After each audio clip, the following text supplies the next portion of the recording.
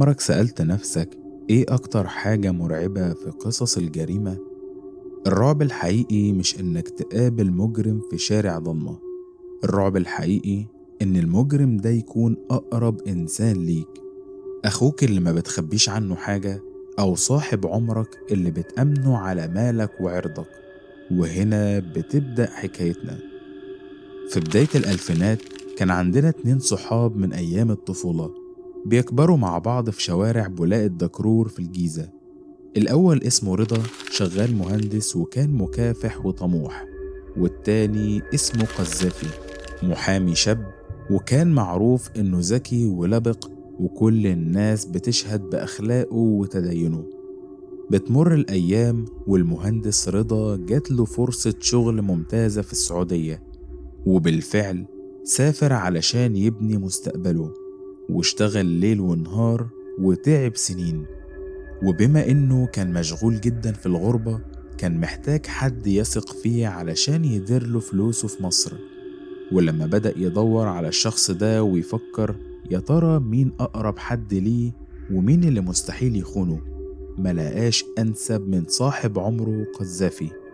رضا عمل توكيل عام لقذافي وبقى يبعتله شقة عمره وتحويشة السنين، ومع كل تحويل يبعتهوله كان بيطلب منه حاجات معينة، زي إنه يشتريله شقق وعقارات، أو يعمل سلسلة مكتبات، أو حتى يحط الفلوس دي في البنك.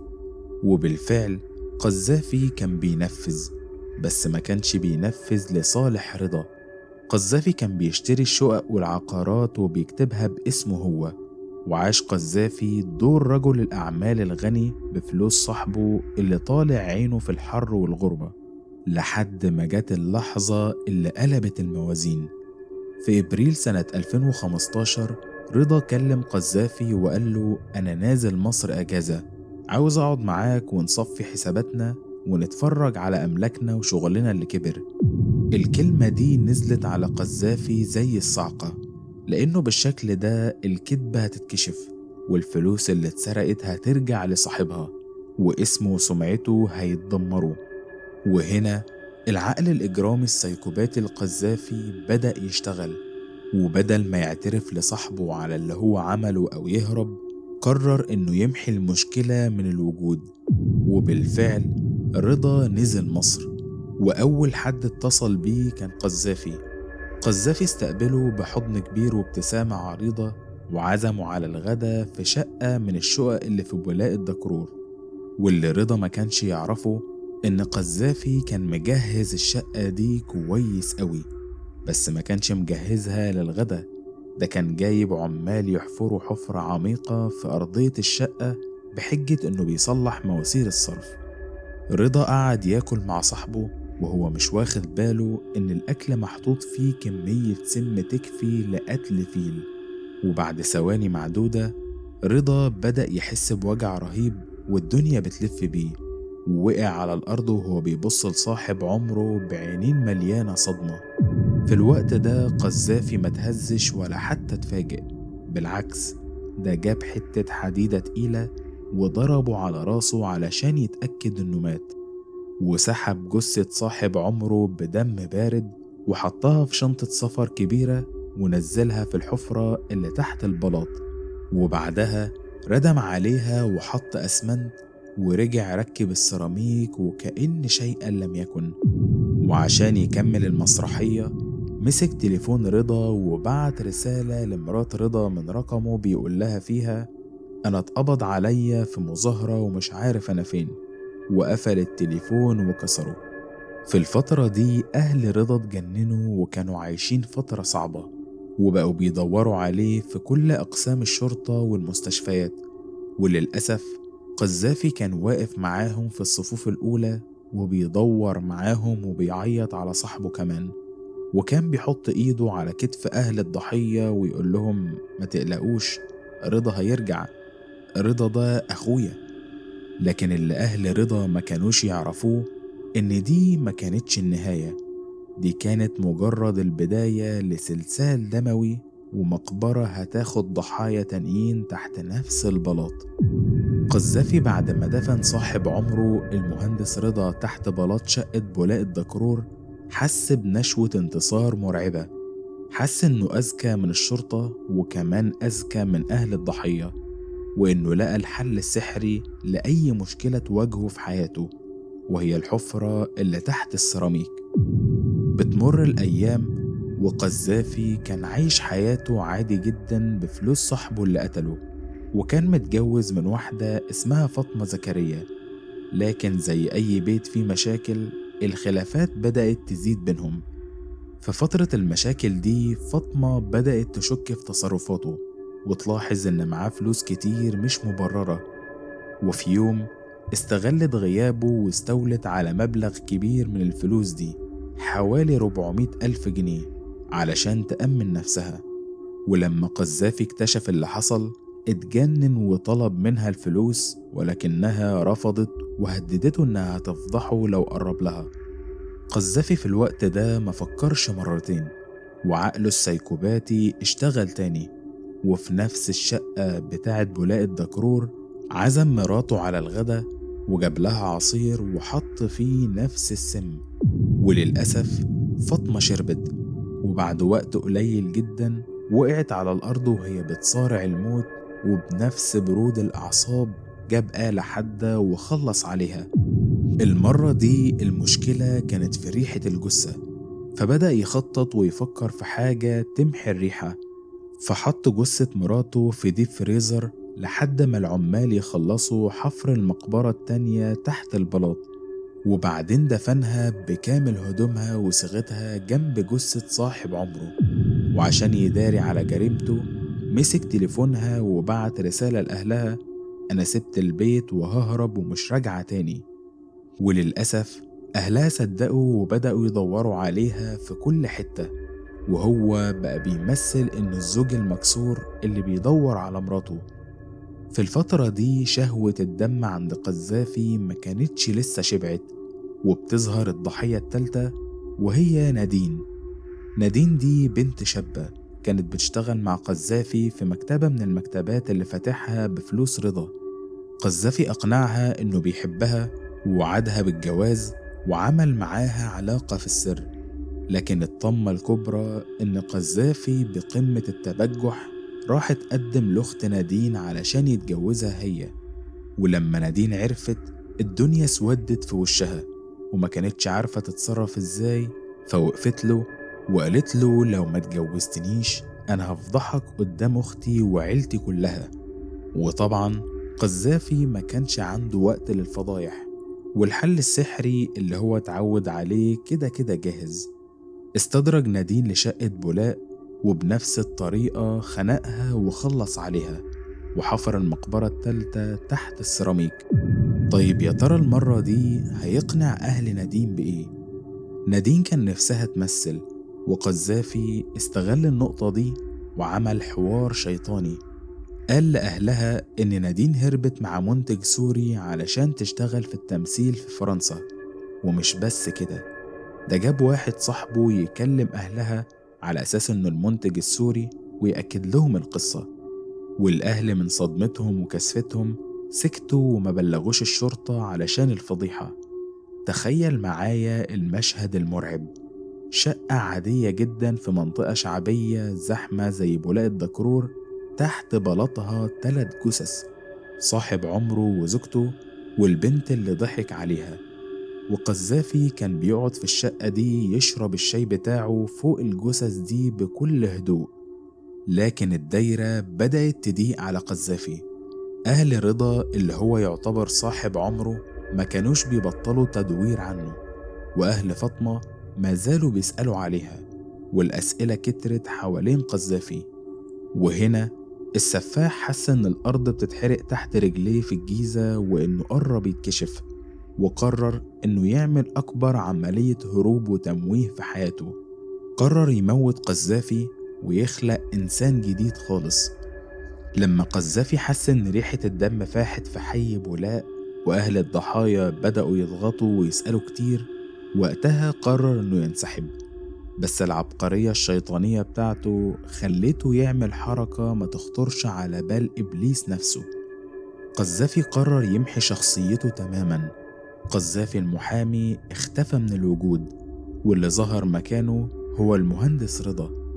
أيوة بالظبط زي ما سمعت، قذافي سرق هوية صاحب عمره اللي قتله ودفنه تحت البلاط، خد بطاقته وباسبوره وأوراقه الرسمية وحتى فلوسه وسافر بيهم على اسكندرية، وده علشان يعيش حياة جديدة وكأنه هو المهندس رضا.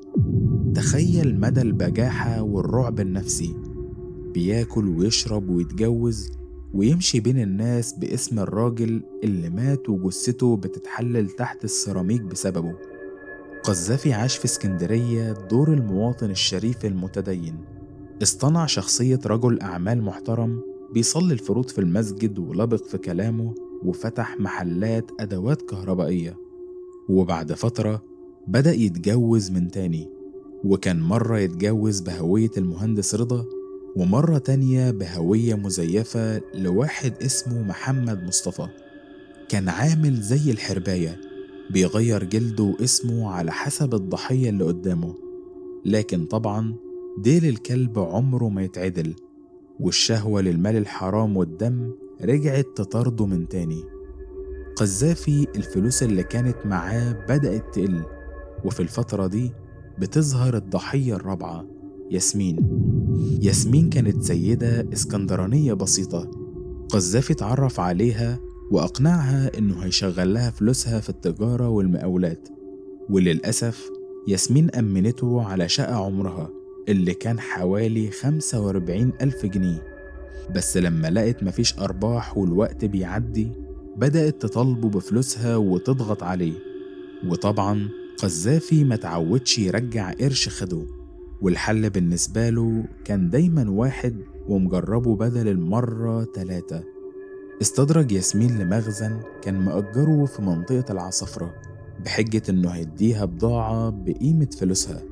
وأول ما دخلت المخزن وقفل الباب، بدأ ينقض عليها وخنقها بدم بارد لحد ما لفظت أنفاسها الأخيرة.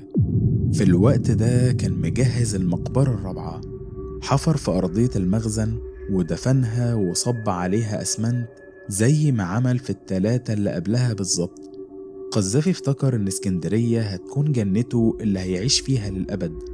وفي الفترة دي بقى فيه 4 جثث، 3 في الجيزة وواحدة في اسكندرية، ومفيش دليل واحد ضد قذافي. أقسام الشرطة بقت مليانة بلاغات عن تغيب لرضا وفاطمة ونادين وياسمين، بس مفيش جثة واحدة ظهرت، ومفيش خيط واحد بيربط الجرايم دي ببعضها. وفي الوقت ده قذافي كان عايش في أمان تام وبيمارس حياته بشكل طبيعي جدا. واحدة من زوجاته في اسكندرية كانت دكتورة صيدلانية، اتجوزها باسم المهندس رضا وعاش معاها شهور وهو بيمثل دور الزوج المثالي. بس للأسف الطمع عماه، وفي يوم قرر إنه يسرق ذهبها ومساغها كله من الشقة ويختفي كالعادة. لكن المجرم السايكوباتي لما بيطمن قوي بيعمل أخطاء تافهة. قذافي اللي خطط ونفذ 4 جرائم قتل كاملة ومسح أثرهم باحترافية مرعبة هيقع وقعة غريبة جدا، والسبب إنه ما كانش محقق عبقري ولا دليل جنائي معقد. السبب كان كاميرا مراقبة وربع كيلو دهب مسروق. مهما كان المجرم ذكي ومحترف وبيعرف يمسح آثار جريمته بعبقرية، دايما بتيجي لحظة الغرور اللي بتعميه وتوقعه في شر أعماله. قذافي عاش 5 سنين فاكر نفسه إنه يقدر يعمل اللي هو عاوزه، وإنه يقدر يخفي الجثث ويسرق الهويات ومحدش هيعرف يجيبه. بس في مثل بيقولك يا قاتل الروح فين تروح. سنة 2020 قذافي اللي خطط ونفذ 4 جرائم قتل معقدة جدا علشان يخفي أسراره هيقع بسبب جريمة تافهة ما تطلعش من نشال مبتدئ. زي ما قلنا هو سرق دهب مراته الصيدلانية في اسكندرية حوالي ربع كيلو دهب واختفى. وخليني أقولك إن الزوجة ما بلغتش عن جوزها المهندس رضا، ولكن هي بلغت إن شقتها اتسرقت. الشرطة بدأت تدور من بعد بلاغ مراته، والصدفة البحتة إن قذافي راح يبيع الدهب ده لسايغ في اسكندرية. كاميرات المراقبة في المحل صورته بوضوح جدا وهو بيبيع المسروقات. الشرطة جابته، ولما سألوه عن اسمه طلع بطاقته بثقة وقال: أنا المهندس رضا. وقتها اتقدم للمحاكمة بتهمة السرقة، واتحكم عليه بسنة سجن في سجن برج العرب، ودخل السجن باسم صاحب عمره اللي مدفون تحت البلاط. في نفس الوقت ده أهل المهندس رضا الحقيقي في الجيزة ما بطلوش تدوير من 5 سنين كاملين. كانوا بيعملوا استعلام في السجون والمستشفيات بشكل دوري، وفجأة يجيلهم خبر غريب، وهو إن في واحد اسمه رضا محمد عبد اللطيف محبوس في اسكندرية في قضية سرقة. الأهل طاروا من الفرحة، أخيرا لقوا الخيط اللي هيوصلهم لابنهم المفقود. وبالفعل سافروا اسكندرية وراحوا السجن لزيارته، ولما وصلوا هناك بيلاقوا الصدمة اللي شلت تفكيرهم. لما طلبوا الزيارة العسكري نده على المسجون، واللي خرج لهم من ورا القضبان ما كانش ابنهم المهندس رضا، ده كان قذافي صاحب عمره اللي كان بيدور معاهم عليه وبيطبطب عليهم وبيعيط في حضنهم.